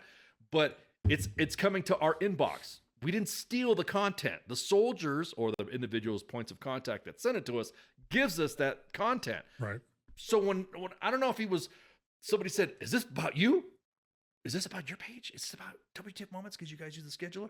Well, yeah, I thought if you use the scheduler, then you fucking are part of you're assisting the algorithm. You're assisting the platform to what you said was the intent. Now, as a key communicator, to talk about target audience analysis, that was the most shittiest fucking post I've ever seen. So like you're trying to get people to come to you, and then here we have the scheduler, we have AI, we have grok, we have all this stuff. All right, cool. We use it, and then what happens? WTF moments is suspended. Of course, I'm assuming that's what it was about. I don't know if one of the other admins, because we're like, what the fuck happened? I'm like, I don't know what happened. What happened? To do the appeal. We did the appeal. Nothing came out. Nothing is just like. Yep. And then the next thing you know, I started seeing. Matter of fact, you brought it up. We started seeing other people that were just suspended. Like, what did you do? What did you say? The app won't tell you. Do we have any Americans operating the app? Yeah. Do we have anybody? I've got 2 things, and I'll bring us back into the Psyop thing. Yeah. Sorry. So when I got suspended, it was under the vague rule of what was it called? Inauthentic activity. Yes. And I was like, what does that even mean? Because I'm on multiple accounts. So the Trunk Tales obviously has an account. I have my personal account. I had another personal account. And then we have like joke accounts. So we had like the Department of Goofy Detection and Prevention, which was purely just, I mean, it was basically an AI Slop account, but it was all like inside jokes. Like the Department of Goofy is putting out this, wanted poster for so-and-so for not drinking eggnog or. Yeah. Exactly. I mean, well, I know what and that's the thing. Army Reddit, and I'm gonna tell you this, make this announcement now. Me and Army Reddit talk a lot. We always, because this is another thing too. With all he got mad at me and blocked me on my old account. I'm gonna tell you why. I said the Army Reddit. I don't know the reason you're specific to tell you why, but I'm telling you why we communicate now. It's because there's a lot of mill memers now, a lot of mill influencers or whatever. What do you want to call them? Whatever. If you are, if we want to confirm something, I'll call up. Like I have phone numbers, direct lines to other page handlers, and I'll be like, dude, what's up with this? Is this real? Where'd you get this at? Blah, blah, blah. And there will literally be a half a day to a day discussion before anything gets posted. Because again, we use the schedulers on all the platforms. And I'm like, okay, well, the Lieutenant Colonel who broke off on freaking Sergeant First Class Geronimo at Fort Bliss, the ADA battalion commander. That was a, did you guys see this? Did you guys see this? Did you guys see this? Yeah, hell yeah, I saw this. What the fuck? What story do you know? What story do you know? We all compare notes. Yep. All the platforms. People think that we're just like off on our own. Oh, we don't do shit. We all talk. And so, I mean, I'm not going to get into the conversation that we have because we believe in inbox sanctity and keeping our TTPs secure. But we said, are we going to post this all? Yeah, let's get verification. Oh, I got verification saying that so-and-so did this and it was because of something or whatever. Well, let's do it. Unless we don't know, this is what we're going to go with. Okay, cool. Unless we don't know, I'm going to shit talk these motherfuckers. I'm going to, whatever. And then go. And then all of a sudden you notice that thing just exploded on all the platforms. WTF Moments, Army Reddit, Viva La Vargas, LaToya Green, everybody that we all intercommunicated with, it went out. It went out, and everyone's like, dude, that was like a synchronized PSYOP campaign. I'm like, it's not a PSYOP campaign when you're posting news. That's newsworthy right there. Yep. Seeing a lieutenant colonel, and that's the thing. The event was worse than what we saw on video. And I don't know if you saw, like right when the video starts, he's got his hand in, he's knife handing her in her face. Now, I'm sorry, if you get in my personal space, I'm breaking fingers, hands. That at that point, that's man-to-man shit. That's rank is off the table. If you get yourself in that position to where you're not, whoa, what the fuck? You're breaking your professionalism. And there's even some UCMJ lawyers. There's even some other guys like, yeah, that guy really fucked up. He shouldn't have done that. Once you step off and break professionalism and go off, you don't get in somebody's personal space. So that was just the tail end of the event. Right. There's still more. And the soldiers were like, oh shit, I'm gonna put this up right here. Well, we also got in the inbox that there were soldiers that about ready to jump his ass. They said it was that bad that they thought that he was gonna like hit her. And so for a moment quickly, U.S. Army What the Fuck Moments is essentially World Star for the military. No, okay. Sometimes we'll throw that out, but yeah, it was court. And like I said, not all of us talk to everybody, but it's almost like a human terrain network type thing. You talk to that one person talks to their circle, that person talks to their circle. A center of gravity analysis. That's what target audience analysis is as well. Is the centers of gravity that will go like, bam, WTF Moments knows this group of people, this net. And then that person goes off to talk to this individuals in their net, and then it just spreads. So I would say that messaging campaign with Lieutenant Colonel losing his shit on Sergeant First Class Geronimo, shout out to you, by the way, Sergeant. I would say was probably the best. That was the best instant, most viral video I have ever seen go in a long time. I'm not saying that we don't, because there's other videos that we posted too that get a lot of, they get a lot of, spread. But this one, I think, due to the fact that everybody was in agreement, this fucking colonel fucked up. This guy shouldn't have been doing this shit. This needs to get out there now, to the point to where it was trending on Twitter. Somebody grabbed the video.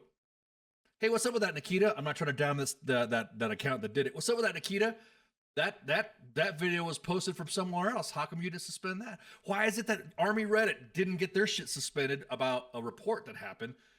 We posted the same thing. See, I've also been nervous about going, and again, we'll get back to more of the Psyop. We'll get to the blocking, right? No, but this applies though as well. Go ahead. What drives me crazy is that the vague notion that something posted on a different platform shouldn't be shared on X. Like, I hate that. It's made me worried that, like, if I post a short, right? If I cut a short from this episode and I put this on YouTube and Facebook and Instagram and fucking LinkedIn and wherever else. Yep, exactly. And then also X, is Nikita going to be like, oh, it's not content made just for X, we're going to ban your account? Like, it's the same. I'm the same user. I'm sharing it to each of my audiences. I don't have everyone on X. I don't have everyone on YouTube. And that's actually a fucking huge problem. The majority of our audience who communicates with us is on X, and that audience refuses to go to YouTube. Well, that's another thing too, is that somebody asked us, what was in your bio? And like, it was the Facebook link to WTF Moments Prime. That has 1.7 million followers. And so I don't want to, and the thing is that I wanted to do a test, but then I was thinking about my Psyop ethical line there that I have. I was gonna start shit posting about X on Facebook and Meta. And I know how the media environment works. Someone's gonna see it on Facebook and go, holy shit, what happened? What's going on? I will say this. If you are getting somebody to, it was posted on X, and the word of mouth would be like, well, fuck, maybe I need to get an X account. Bam, I'm gonna get an X account because it was posted on X. You would think, I'm just saying, you would think, in a madman kind of way, this is going to get you the exposure that you want. You want to talk about X being the bastion of freedom of speech, right? You want to talk about this is the let's do this. Well, you're talking to somebody who's done the realm for quite some time. That this right here would have been a big marketing boom for you to get everybody to come to your platform. When you say your monetizations are going to go up, you're going to do this, and we're getting everybody to go away from Facebook. We're getting everybody to go. That's what you promoted, Facebook. But I'm going to say some of the stuff, again, the timeline for Facebook and the timeline for Instagram and the timeline for X were all the same. Do you remember Google Plus? Yes. Yeah. So there was a time that Google Plus would let you export your profile picture with a frame around it that said, I've moved to Google Plus or G Plus or whatever. Yeah. And like, so I remember making that my Facebook profile picture like 15 years ago or whatever that was. Yeah. And I, once in a while, because I really don't update my profile picture very often, but once in a while I'll scroll back trying to find something and I'll see that and it just fucking makes me laugh. I'm like, man, what a failed opportunity. And actually Google Plus still does exist. So Google Plus is the engine for YouTube's comments. So your account is a Google Plus account, and your comments, like it'll be like plus.google.com/your username or whatever in like the API. Yeah. But I think X's real problem, several problems. For one, SpaceX IPO is next month. So a lot of the shit that they're doing right now, because SpaceX owns XAI, XAI owns X, so they want to bolster everything to have the biggest IPO push they can possibly have next month. But the other thing is that it's both too easy and entirely too hard to get suspended on X for various different things. Like there are people legitimately making terrorist threats on X. Yes. And you cannot get them suspended. And CSAM too. They're Yeah. posting CSAM Yeah. and they're posting fucking like legit porn Yeah. on fucking the site. All you have to do is name your whatever porn subject you want to talk about and search on X. Yep. It'll be there. All you have to do is find terrorist activities. It'll be up. Yep. But On Facebook, I've had the same account for 19 years. Mhm. I've had 3 Facebook accounts, or I mean 3 X accounts. And one of them is gone because I didn't take the 30-day thing seriously. Like whatever the term is where you like shut your account down temporarily. You can- the deactivation thing. Yeah. So I didn't take the 30 day. and the deactivation. Yeah. I didn't take the 30 days seriously. And I went back to log in. And it was like, this account doesn't exist. And I was like, oh, fuck. Well, I mean, again, you were talking about models and stuff like that. The model that they're doing right now, I think also is emotion. I'm gonna be honest with you. There are, look, man, if you come in there and of course everyone thought it was great when Elon was on the stage and what did he say? Go fuck yourself. And he said all that. And I was like, fuck yeah, he's gonna be the new, yeah. But then all of a sudden you say something bad about him, or you say something bad about Nikita, or you say anything bad about X, immediately he'll flood you, or Nikita will respond. Mostly it's been Nikita. And they've also had conflict. Did you remember that one time they were talking about some sort of monetization stuff? And then It was about the region blocking. He said, we're coming out with it. And he was like, we're going to put a stop to that and talk about it. And I was like, who's your marketing guy? I'll be honest with you. It's always better to have the individuals. I will say this about the White House. I'll say this about the administration as well. We'll go back to the MAGA, the OK emblem with the Michael Jackson, looks like the Michael Jackson glove. What was that? I think it was a Drake record cover or something like that, or album cover, or I don't know, to be honest with you. It's something, whatever. But anyways, you need to field this to see, like, hey, I mean, could you imagine having Nikita and Elon sitting in your conference room and you're trying to pitch them what would be a good idea? Would you get fired on the spot for saying that's not going to be a good idea? And then all of a sudden when it does get posted, it is not a good idea. And are they going to bring you back or whatever? I see. It's like the dynamic of the motive that you don't know how they're thinking when they do this. So if you're going to say we're freedom of speech, we don't give a fuck, we're better than Meta, because they clown Facebook and Meta all the time. And so then I would think, I'll be honest with you, the only thing that bothers me about Facebook is that they're too slow on their customer service for fake accounts. They don't delineate IP for a group as opposed to a page. They've been slow in taking down the fake WTF Moments page. There's fakes out there. And fake Instagram accounts that say WTF Moments, and they manipulate something so it looks like, they'll change the title or whatever. So they've been slowly taking them down. They've been assisting, but it's slow as shit. I scheduled something on the WTF Moments Facebook, X account, and I can only correlate the time frame of different stuff where we were on a live for Veteran Trash Talk. And I was like, you know what? I'm going to go in there and listen in on my TheIOGuy account, but I'm going to comment on WTF Moments. Before that, we posted a mug that was from the Department of War, and it said Pentagon, and the bottom it said made in China. So the caption was China, China, China. You know, that we so that way if you read it, you'll be reading it like how Trump goes China, China. Yeah.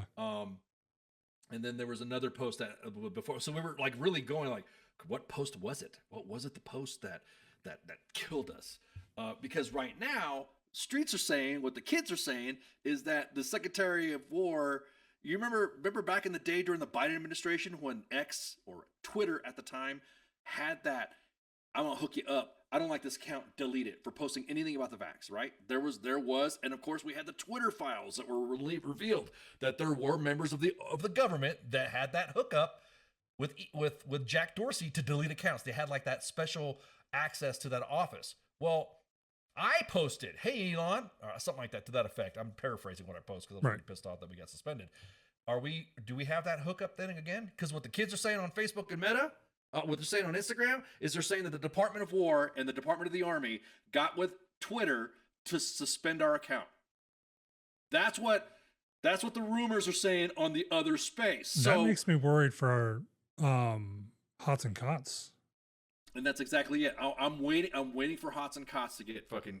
I'm just, and in talking to other mill media pages, that's what we're, because a lot of the stuff that look, Hots and Cots is it's almost like, I would say, when it comes to the highlighting of soldier issues without the drama, that's Hots and Cots. There, Rob runs that pretty statistical. When he first came on to the scene, me and him talked together. I put him on WTF Moments to do the interview, was on WTF Nation Radio. We discussed all the thing, and then we did some homework. I mean, we went behind the scenes. I knocked out, from this time to this time, U.S. Army WTF Moments. I mean, dude, I'm retired and I had to do a freaking paper, but still, it was to help out the cause. Rob had a really good thing going of doing a specific surgical analytical database of what we have for our soldiers, as opposed to it being posted or shit posting with emotion on Facebook. Yep. And so, to the point to where now leaders are treating Rob like how they treated WTF Moments when we were highlighting the mold. Oh, that's fake news. That's old. That's been corrected. They're good to go. What do you mean? Where are you getting this information from? Now we're sitting back and saying, oh, now you're treating fucking Rob, that Hots and Cots, like WTF Moments. And that's really what's been, to the point to where and I'm going to do a shout out to my man, Jose, to the point to where Jose might be called back from retirement to do Jose things. And I don't want to go back to that. I don't want to go back to WTF Moments being that, not really hostile. I've been accused myself by members of the Sergeant Major community of being an insider threat. Then I'm like, I'm highlighting the. Yeah, exactly. I'm like, motherfucker, I'm highlighting the fact that your organization's fucked up. You treat soldiers like fucking shit. You don't give a fuck about their moldy barracks or the fact that their DFACs are closed. And oh, by the way, how about the leaders that are fucking all the privates? That's what we're exposing. We're not just making shit up. Now, have we been called out and had to retract a couple things? I would say, in my experience in working with W2 Moments, we've only done it, I think, twice, 3 times. I can't remember. But most of it was an accurate stat. So in other words, it was like so many people got injured instead of only being like 4 or 5 people injured. So it was like a correction to the information. Because now, of course, we've modified our reporting procedures to do proper journalistic ethics. So waiting for the information to come out, all that. Journalistic in this economy with I was about to say journalistic ethics the way they preach it to be. Yeah. You know what I mean? Yeah. I always tell people, like, I could flip the switch if I wanted to and make WTF Moments the most freaking, like, but I don't want to. I flip it to where you'll look like, holy fuck, does this guy hate the government? Does this guy hate the Army? No, we don't hate the Army at all. None of us hate the military. That we all want to make the military better, or the fact that if you put out a policy that you say you're going to do this, or you say it's going to happen, and then it doesn't happen, it's going to get called out.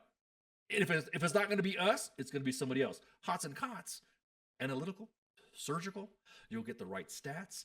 He gets directed. Now, when we first started up the collab app together, where we can, like, hey, we're a collab app, we're working together. Now Hots and Cots is independent on its own now. Now Rob is out there getting the information. So when we still get the mold, we still get the bad DFAC. Hey, here's a Hots and Cots. Hey, use the app. Here's Then immediately right there, I send that message right to Rob. Hey, Rob, check this out. This barracks, mold, defect, bad chow. Okay, cool, thanks. And I say, I will say, referred client to the app. That's what I say. And again, it's almost like a jock. You know, it's almost like a fusion of coordination. You know, we Right. get the information, we give it to Rob. Rob posts it up, and some freaking general, some sergeant major, some task force idiot will go, "That's not true. That's not whatever." Well, we got it sourced from 3 different people, and like I said, we are usually 1 or 2 Kevin Bacons away removed from the Right. source. So and also when we get, "Oh, that's AI. Well, that's AI. That's a fake video from whatever." Well, we also have internal TTPs to ensure that is an authentic video. That is an authentic. Because people were like saying that wasn't when Lieutenant Colonel, what's his name, Goodwin or Godwin, whatever his name is, went off on Sergeant First Class Geronimo. Everyone said that was AI. I'm like, what are you fucking talking about? We have 5 different angles of the same fucking video. Yep. The one that got the best image was the one that you see currently being, going out right now. You know what you're talking about. And also, it's always funny that the current leadership in the military at the mid-grade level, being first sergeants and company commanders, maybe some lieutenant colonels, seem to think that their position has given them the right to be the expert in fucking everything. We saw how the vax worked out, right? Yep. And we saw how accommodations for one thing and accommodations for another thing happen. Like, look, dude, people get mad when I bring it up. I'm like, bro, you sat there and dogged somebody about their religious freedoms and religious this and religious that, and you were saying that everyone deserves their rights for everything. My freedoms, my body, my rights, and blah blah blah blah blah. But then the next thing you got mad about, name your whatever procedure that happened, or name whatever medical practice, or name whatever what do they call it, gender affirming rights, or name whatever body autonomy topics you want to talk about. Right.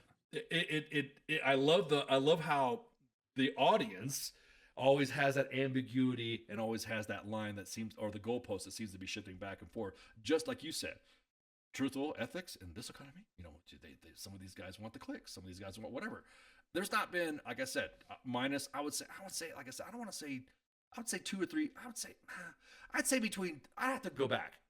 I don't want to fucking have an actual hammer to it. We don't have to have a real number. I mean, people between get the three, gist of it. between 3 and 4 posts that we've had, we have come out and say, we fucked up, we were wrong, here's what happened, and then this. Or we gave the wrong number, and also, we kind of have our own little, method of our own accountability. Man, dude, you fucked that shit up, bro. And sometimes when one of the admins posts something bad that it hits them, they won't be an admin. They're just like, I can't fucking do this. This is because you see the inbox, like, just remember, Hatsukatsu is the most sterile. Imagine now if our inbox was TMZ. TMZ goes out and throws that shit raw. They'll throw, and they don't give a fuck. They're like, hey, we got this, we got that. Spencer Pratt's campaign, by the way, is so fucking glorious that they can't refute it. They can't. That TMZ, every time TMZ throws something out, Spencer Pratt goes, what about this? Yeah, what about that? Blah blah blah. So this is the current LA mayoral race currently going on in California.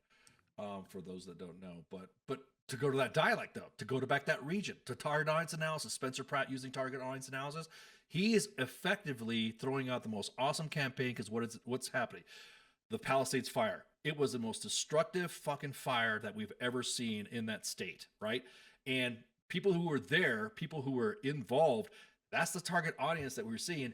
Now, what's funny is that he is doing it internally. His opponents and his critics are going outward in their messaging. Right now, I can tell you right now, because I've had family members, I should say, that were affected by the same fire. There will be a story that will come out about this that you'll be surprised, almost like special operations snatch and grab mission to go rescue family members because the fire was getting too close to family. And that's legit. A reporter, a news agency, and it's scary as shit. When you hear and you see flames and fire going on, and it's like rapid, like you can't even get on a plane fucking fast enough or get in a car fast enough to get down there because the fire was sweeping that bad. I've got family members that were affected by it. There were some people that were going to go and do some help to find family members. And basically, just the story is that we couldn't get a hold of one of our family members. or two of our family members, and it went radio silence. Well, obviously cell phone towers were out and also the shit. So I was organizing. I was talking to some friends that were on there covering it at the local media and national media agencies. Hey man, I have some family that's stuck. Can you go out and do it? Can you go out and find them? And they were about ready because I'm on my way. And then they were on their way to go find out what's going on, and I was on my way to go find out what's going on because I was going to be in there. And then finally, my family members came up in the net and say, "Hey, we're safe. We moved out. We did this, blah blah blah." I'm like, oh, because the cell phone towers are fucked up, right? Right. So he's doing an outstanding campaign to those who are affected. So it affects me. It literally was like I could fucking relate, going attacking the messaging that's going on, attacking Spencer Pratt. Right now, what's the issue? Right? Well, he's not living in his fucking trailer like he says. Well, no shit. His house is fucking burnt down. He put the trailer there as a temporary living just to make sure that squatters don't go in there. People don't go fucking taking his shit for souvenirs. So he's he's living in a hotel. Well, if he can afford it, fucking stay in a hotel. You know what the military does when they evac people? They put them in hotels. Yep. Temporarily, right? He's got family that he's not in this. His family members are not. Dude, your argument against him is making you look more like the bad guy that you don't give a fuck about Angelinos and having their families devastated, some dead even, for the destruction of property that the Palisades fire happened. Yeah, why aren't the other constituents living on their vacant lot in a fucking tent? Because they need a shower. Their kids need electricity to do homework. Exactly. and he's there, and he I know because of the value of what's going on over there. Only, like I said, family experience is that they're afraid that, the term looky-loos, people who want to go just snoop around to see what's going on, burnt down property. There's some celebrity burnt down property. They might have a safe. They might have something that's of value that I could auction off. You have those vultures that are out there. So, I mean, to be honest with you, the psychographics for target audience analysis on those right there is perfect. His opponents are throwing the hates and the fears and the angers and the love of what is going on for that campaign. His opponents. What do they fear? They fear because now they're modulating something like, he's MAGA. He's MAGA. He spoke to Alex Jones a long time ago, and Alex Jones is a Sandy Hook denier. Well, just because he didn't know that. He didn't. I should say that he didn't know that. I would say that he didn't subscribe. If Alex Jones is in your face or in your AO, like Marco Rubio. Alex Jones talked to Marco Rubio when he was at the Capitol, when he was a senator, before he became Secretary of State. So when he was talking to Rubio, does that make Rubio a Sandy Hook denier just because Alex Jones confronted him in the halls of the Capitol? No. The same thing happens with all of Spencer Pratt. Everyone wants to. The hate on Alex Jones is what they're trying to project on. The fear, again, psychographics when it comes to target analysis, to that accessibility, for them to be susceptible to not vote for Spencer Pratt. Then what happens then? He's MAGA. He talked to Alex Jones. What is Spencer Pratt doing? Hey man, I'm talking about what I love. Here's what's funny about. I love Los Angeles. Well, I love my family. Look what happened to look behind me. I mean, he's doing it he's not even using any analysis. He's doing it by the heart. I mean, the common sense thinking. So, what I think is funny is, for example, you have this interaction. Maybe you don't know everything about somebody. It's the first time you've met them, whatever. They're not as famous at this time. I don't know when he interacted with him, but I'm just saying, in general. I think it was 2017. Right. I think it was 2017. So, for example, if I were to bump into somebody and they were like, hey, I've seen your content, or I've seen you on somebody else's content, come on to mine. If I don't spend more than just a cursory search, I'm not really going to know much about somebody. Of course. So I might go on and do their thing, and then everyone will be like, even if I found out something, right?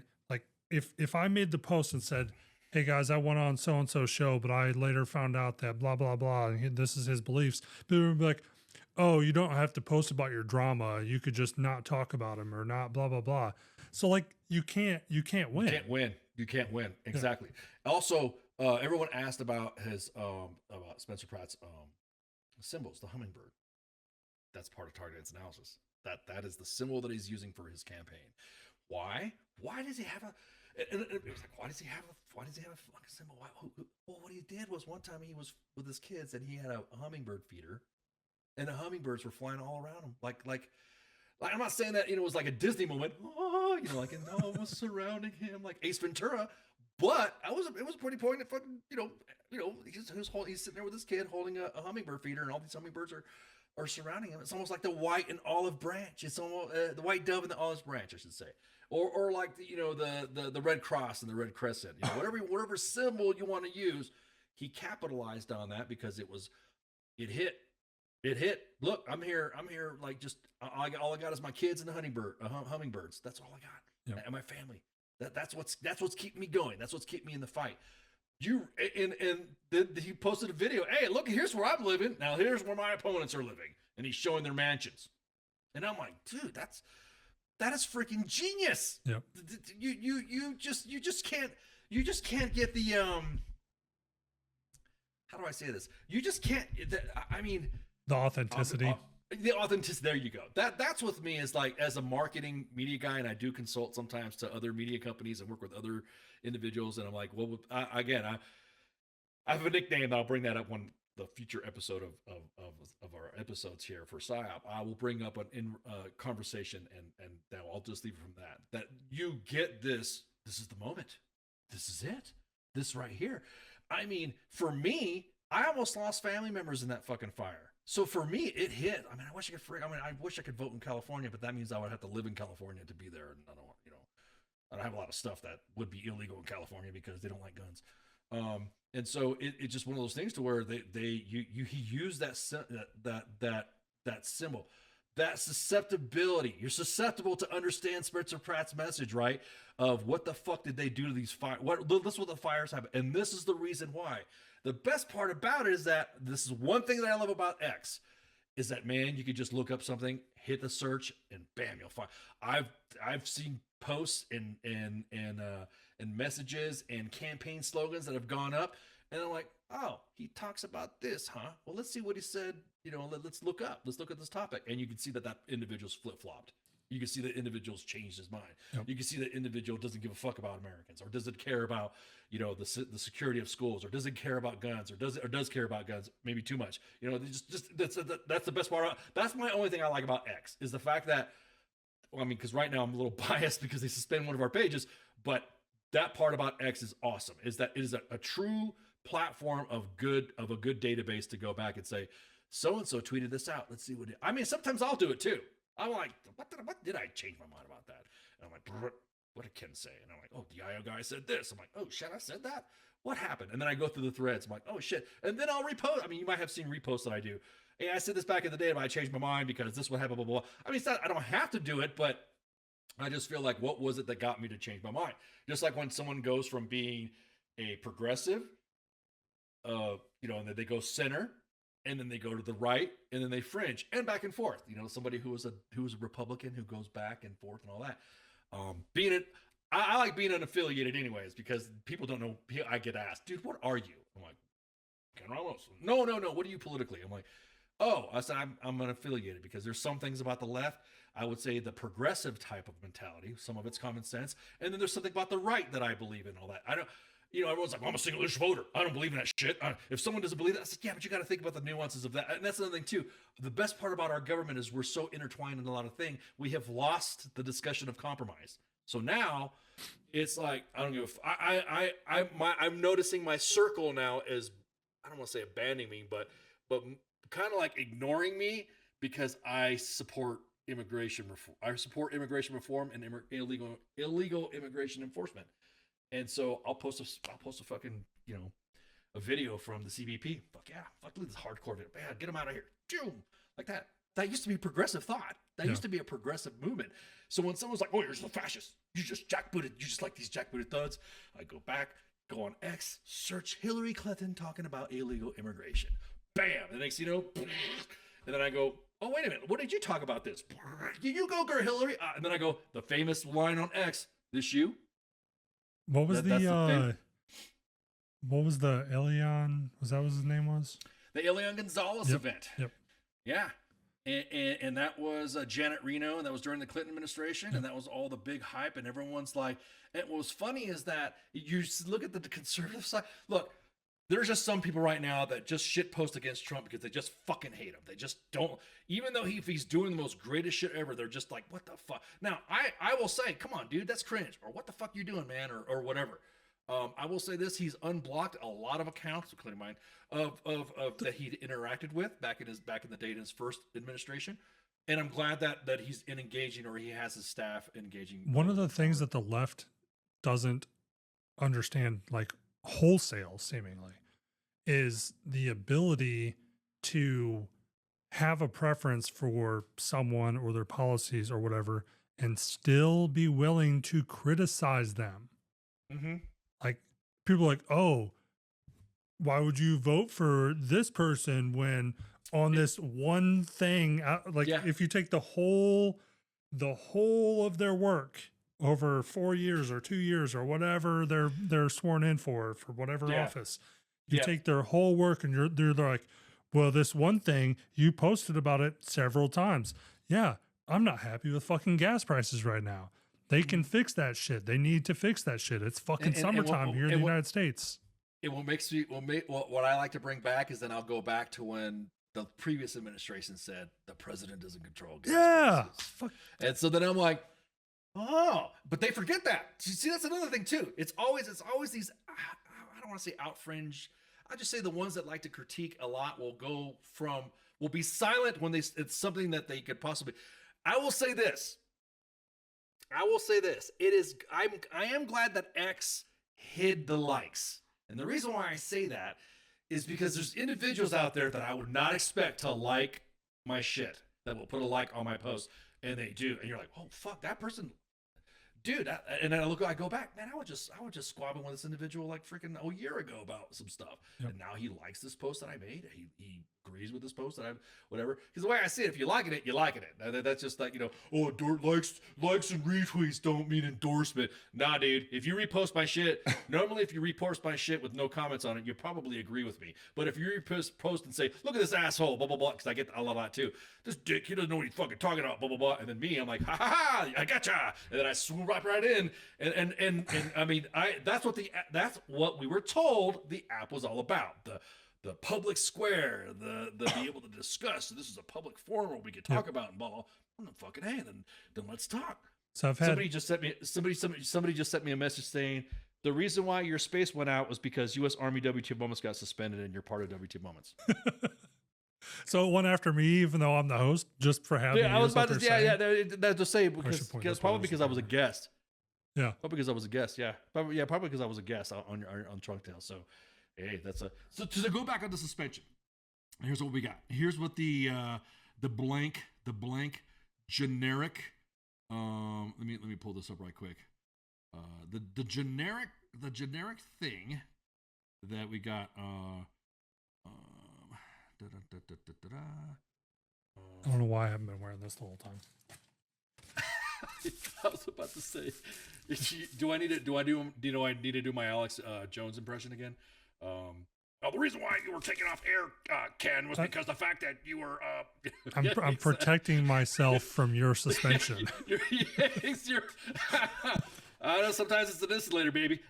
So it was that your account was suspended after careful review. We determined your account broke X rules, which you still don't know what it is. Your account is permanently in read-only mode. Yep. I keep doing the same thing. I've appealed. And you can't repost, like whatever. You won't be able to create new accounts. And if you think we got it wrong, you submit an appeal. We submitted an appeal. And so, and here's where someone's like, well, just do another one. No, because according to their rules, that's ban evasion. So I did obviously create a new account, but I also already had other accounts that were all logged in on the same devices. Right. So, exactly. But I got that email, and in the when it's like specifically in our rules or whatever, specifically you violated this, the next sentence, rather than talking about what the rule is that I violated, exactly, it's like it says something else, like based on the evidence that you provided, we've reviewed and blah blah blah. And if you think this is a mistake, you can appeal it. Please log into your account to reinstate your account. And I'm like, okay, so I guess I can go through like remediation, and I log in and there's nothing there. Yeah, exactly. Exactly, man. I'll be honest with you. I'm kind of I don't want to engage that anymore because I don't want the name to be like why like that ends up because again that goes back to what I was saying. Are there some individuals that are still holdouts from the last administration, or is that how do I say this? Did someone leave the cab of that truck and gave the keys to the new administration for them to do? So I kind of wonder, and this has occurred to me a couple of times now, and I thought this would clear up on its own, but I kind of wonder how many of their internal services and things surrounding this are just broken or Yes. partially fractured because Agreed.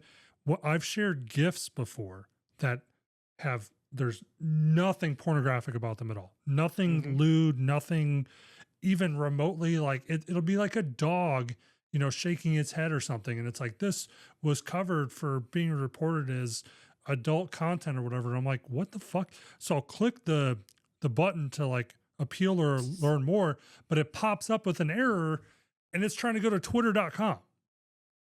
It goes to twitter.com and then it tells you to log in. But And you you're know, like, what the fuck? I get it's just a whole like it's broken, like a 503. It just doesn't exist. I'm like, Yeah.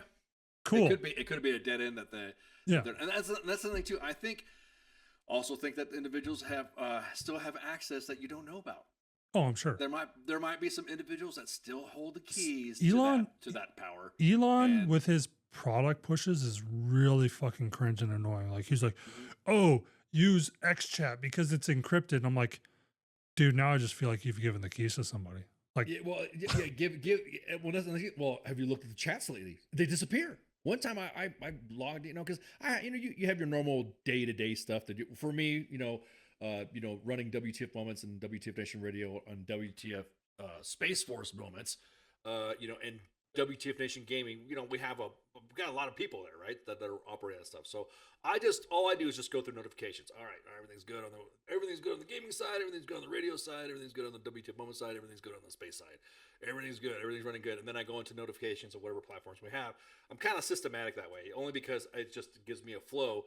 And also that's what obviously that's the work, And that's usually what I end up seeing is some account will get deleted or some post got removed. Meta will say you posted something that could possibly be offended somebody. We'll appeal it. Again, Meta has been a lot more accommodating recently on some of their stuff. Somebody came after us saying that we were doing a copyright infringement. Well, the reason why, and this is where we think from the copyright infringement that we got hit on Meta, just on Facebook, not Insta. It was a tab that said Ladyboy on there. And so we think from that strike, from Ladyboy tab on Meta, we're trying to backwards plan to see do a reverse timeline. Okay, where did it happen? I know this completely doesn't talk about target audience analysis, but it does talk about messaging. That's part of target audience analysis, to what type of media you're going to use to convey your message. What would you be susceptible to? So right now our target audience is the Army. Active duty Army, right? Our target audience is the Army. I know people are going to get mad. See, it's a PSYOP. It's a PSYOP. It is the U.S. You are in the Army. U.S. Army WTF Moments is for you. Now, additionally, our supporting mission, our supported tasks for our mission, are veteran organizations are doing calls for attendances, are doing meets and greets, and doing show highlights for WTF Nation Radio. WTF Nation Radio has their own battle rhythm, their own thing, what they're doing. So it really is one of those things to where that is the platform that we're using to get to our target audiences. Now, you're just along for the ride. You're just along for the ride. We don't do the individual post like people call this person out. We're here to make the Army better. We're going to highlight something, and it's an issue that the chain of command can fucking handle on that said individual. We don't do like a specific, we don't do, hey, here is Drew, and here's what Drew did, and Drew's this, and Drew's that. He was a platoon sergeant, so-and-so, and this is what he did, and he's a shitbag. All subjective, because everything, of course, not everything's everyone's fault, as the way Joe is, Joes are. And so it's not my fault. I didn't get told. Nobody told me. I don't know what's going on. Why is this happening to me? Blah, blah, blah, blah. That whole thing. So there is a little bit more mentorship in the inbox as opposed to, funny, plap, then it gets posted. That's not the practice anymore. The practice is we have the issue. We have members of the staff that are of leadership or been in leadership positions. We have Department of the Army civilians, we have contractors, we have currently serving, and like this looks like a sergeant thing. Blah. This looks like a warrant officer thing. Blah. This looks like a pilot thing. Blah. And we disseminate it. That's how that work is being funneled out. So in that mode, in that necessary, you're creating. We've created our target audience with members of the Army. Now, veterans, of course, we support veterans. That's another one of our subtasks. Anything that has to do with Irreverent Warriors, the Grunt Style Foundation. Name your anything to help the veteran, spiritual, Veteran mental. Wiki. You gotta wait. I gotta plug the nonprofit too. Okay, I was about to say. We'll talk about that later. But the thing is that, to be clear to the audience, I'm not saying that they support that. I was injecting my own thing. He was just throwing out his own plug. He was doing a shameless plug, which is okay to do a shameless plug. I don't mind shameless plug. And we also have we've evolved to the point to where our target audience is on the veteran side of the house. Because again, this is target analysis is that somebody's talked about, hey, I'm going to look for a job. You know about any jobs? Oh, guess what? Every other month, let's do a job posting where we can say, hey, if you're an employer or if you're seeking work, drop it in the comments. I actually just saw you guys' most recent one maybe like a week ago.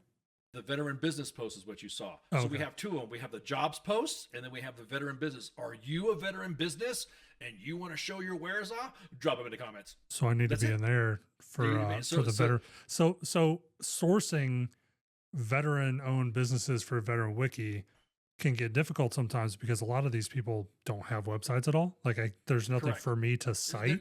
There's a lot of them. A lot of them also will be like a social media post or something Right. like that they could do. But some of them even don't explicitly put it in there.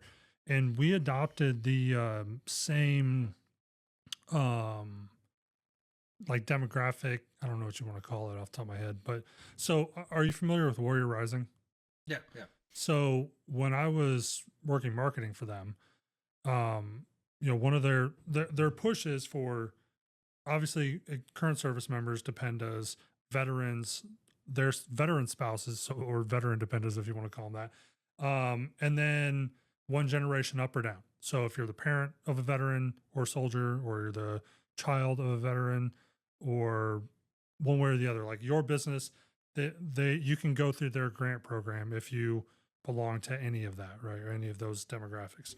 So that's what I made Veteran Wiki. So if you are a child of a veteran and you wrote a book, you go on Veteran Wiki. If you're an influencer, you're the mom of angry cops and you have a business or you have your own YouTube channel or whatever, you go on Veteran Wiki. So it's kind of like a broad scope, but at the same time, like it still like links back to the service member in some way, shape, or form. And that's what we're trying to connect to. We want to have that connect. That's why everyone's like, well, you're retired. Why are you doing this? Well, I'm still connected to the service. I'm still connected to the force. Yep. I still talk to other organizations when it talks to regulations and stuff like that. Because me as a retiree, when I'm driving around and like I'm cruising Fort Huachuca and I'm like, is that fucking authorized to wear? And I go look up the new AR or DA PAM 670-1. No shit, they're authorized to wear that. Okay, cool. All right, cool. And then I go about my day. Yep. And then we work with other pages and the Army as well to say, hey, look, there's a message that came out, Alarak. Because we have our sources that don't talk to us, that do talk to us, that we don't obviously. But there are members in the headquarters that will say, hey, there's a new policy going out. Could you get this out? Because the target audience, remember now, that some of these are commanders. Some of these WTFs are not also just Joe. Some of them are like, I really need to get my guys to get the fuck off their asses, and I need. Can you post this? And you're like, well, yes, we can. Yeah. And even commanders and leaders have WTF moments, and they're like trying to get my kids. They're trying to do some little bit of tough love. What do I do? Well, here's what we got. I'm like, we got you, fam. And then bam, the next thing you know, you'll see a soldier's room posted. You'll see, well, that's all trash. You'll see a motor pool bay that looks like ass because leaders trying to get some little bit of motivation there to kind of do a little bit of self-reflection on the other leaders. Man, your shit got posted on WTF Moments. You really want to, that's the shit that's the stuff. You guys are looking like rag bags. Hey, you know the deal. So it's fun. It's fun to be on that dynamic as well. It's Right. so it's like a tool. It's, you know, so like you said, not only are we the Army's world star, which is a good example for some of the stuff, but we're also the unofficial to the official IG of the force. And then and of course, sometimes we'll have commanders, we'll have leaders, hell, even just Joe. Hey, I got some shit going on. Well, I got this going on. I need this and that. Oh, and then, you know, one of us will take a moment to take that person to the side. I'm like, all right, what you got? I'm dealing with this. I'm dealing with that. I'm dealing with this. I'm dealing with that. Well, did you know? Oh, fuck, here, I'll help you. I've been divorced 15 times. Here's what you do. Blah, blah, blah. And then you're like, okay, oh, thank you. Hey, thanks. You know, thanks. My moniker is, now it used to be, and I hardly use it other than my radio. It used to be Ice. And so, of course, it was really funny during all the CBP drama going on recently when I would coin off with Ice. Like, what the fuck you mean? Ice, or like Ice the. I know, dude. That's my nickname. They don't look at me. Them little shits gave me this fucking name, so it's like you don't get a call sign. You don't pick your call sign; it's given to you. So we will take the. Hey, like I said, this was like an NCO thing. I got it. Oh, this looks like a pilot thing. I got this, like a jump master thing. You got it. You know, just little things like that. Right. Well, it's again, even though it's not a psychological operations platform, even though U.S. Army W2 there's methods of marketing that are used. There are principles in there that we use to include lists like target audience analysis. I love this because we could jump all up and down this platform when it comes to target audience analysis. There's the principles of influence, which is basically reciprocity, scarcity, authority, commitment and consistency, liking, and then consensus. So that's the six principles. You have that on like a poster to the side there. This is actually a book. It's actually an individual who was created. He's a university professor. I can never pronounce it. Cialdini. I'll send you the highlights of that way. Cialdini's his name or something like that. Which basically it's like this. It's also known as the 6 weapons of influence. You know what I mean? Which is psychological persuasion. It is. This guy's a psychologist. I mean, it's great little reads and stuff like that. I think it's just called Influence or something like that. But it was written way back in the day, and is Robert Cialdini. Robert Cialdini. Again, I'll send you this for that way you can add your. It's basically butchering names is what we do here. Yeah, but yeah, it's I'm not, well, yeah, because, you know, I don't like when people call me Ramos and it's Ramos, but I mean, you don't see tacos, do you? That's so just a quick little tangent here. I used to, and I mean, in real life, like I am like this, but Grimsey had made a comment before about how I was always messing up people's names. I was like, no, dude, I do it intentionally. The only time that I will say your name correctly is if I respect you. If I don't respect you, I'm going to call you literally everything else ever under the sun. I will find every way to butcher your name. Perfect example, Pete Buttigieg, when I lived up in that area and he was the mayor of South Bend. No, is it Buttigieg or Buttigieg? It's Buttigieg. Buttigieg. Yep. Okay. So I always call the mayor Booty Juice. And I'm gonna tell you what, there's some messaging behind that. I think had he been put in as a Democratic candidate, it'd have been a tough one. It'd have been. He was. It would have been 2020. Well, I'm just saying this past election. Yeah. If it had not been Vice President Harris, I honestly, and he was if he was allowed to run. Oh yeah, I forgot that they didn't do a fucking. They really didn't do a primary. It was almost like a coronation. But you can't bring that up to the left when it comes to Trump, because then of course that's the whole thing about I myself thought that if he had been allowed to run, I would say allowed. If he would have been the candidate, it would have been real close. It would have been real fucking close. Because then he granted, you could talk shit about whatever his personal life is, you could talk shit about whatever, but he had almost a gravitas about him to where he wasn't a rambler. He knew what he was fucking saying, and he was calm. It only is. I've never seen him get angry. I've never seen anybody tell him to tell somebody to shut the fuck up. I've never seen anybody. Now I don't know what he was like, in his I was just trying to think if I had an example of talk. I think I've seen him get frustrated in an interview. I've seen that, but I've not seen him. Yeah. You're fake news. I've not seen that. Shut up. You're stupid. I've not seen that. And I'm like, this is one thing I love about politics. You can't complain about decorum when you're fucking up yourself. You can't complain about, and that's both sides. Both sides do it. Like, for instance, my huge fucking pet peeve are individuals that run for office in uniform. Aside from the trinkets that I have behind me and stuff like that, you really don't see me posting stuff on myself in uniform. You really don't. I always felt like that. Yeah, it's been part of my life, the majority of my life. I'm now a veteran and now, helping out and consulting with media people. And I do that. I don't want it to be my whole set on, well, look, because I wore, because I'm gonna tell you what, there's some individuals that I don't, and I'll say this right now, and everybody knows, they've heard me say this before. I refuse to work in some government areas or some contracting areas because I couldn't stand the individuals that are working there when I was in. That would be damned if I was going to work with them or work for them while I'm out. You know what I mean? Because I'm not in uniform at that point. So you get lippy with me or something like that. Shit, we're meeting in the parking lot. That's not it's not a yes, sergeant, or no, colonel, or yes, and I've got to move out and draw fire. Nah, dude, I'm running you over. I'm like, yeah, okay, yeah, deny my leave, deny my PTO. Of course, pure hyperbole I'm speaking here. I'm a fellow American. Yeah. As they say, I would do this hypothetically in Minecraft.